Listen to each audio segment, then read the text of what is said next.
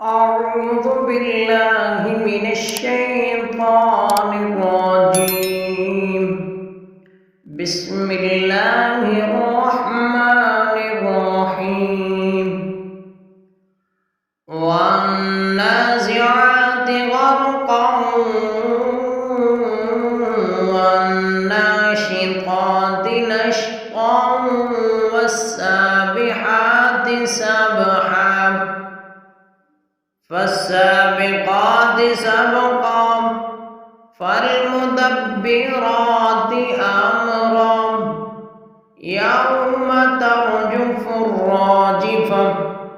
تتبعها الرادفة قلوب يومئذ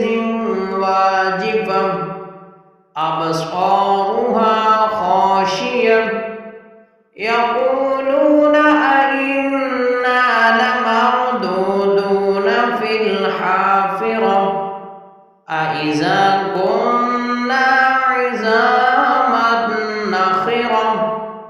قالوا تلك إذا كرة خاسرة فإنما هي زجرة واحدة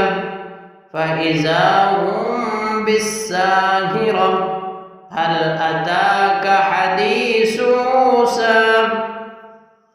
إذ ناداه ربه بالواد المقدس طوى اذهب إلى فرعون إنه طغى فقل هل لك إلى أن تزكى وأهديك إلى ربك فتخشى فأراه الآية الكبرى فكذب وعصى ثم أدبر يسعى فحشر فنادى فقال أنا ربكم الأعلى فأخذه الله نكال الآخرة والأولى إن في ذلك لعبرة لمن يخشى أأنتم أشد خلقا أم السماء بناها رفع سمكها فسواها وأغطش ليلها وأخرج ضحاها أخرج منها ماءها ومرعاها والجبال أرساها متاعا لكم ولأنعامكم فإذا جاءت الطامة الكبرى يوم يتذكر الإنسان ما سعى وبرزت الجحيم لمن يرى فأما من طغى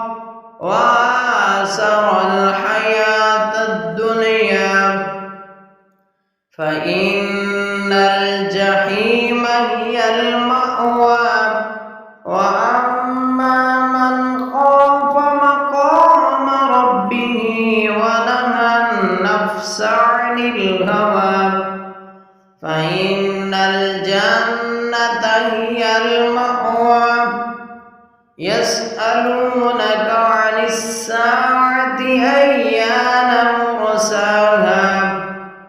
فيما أنت من ذكراها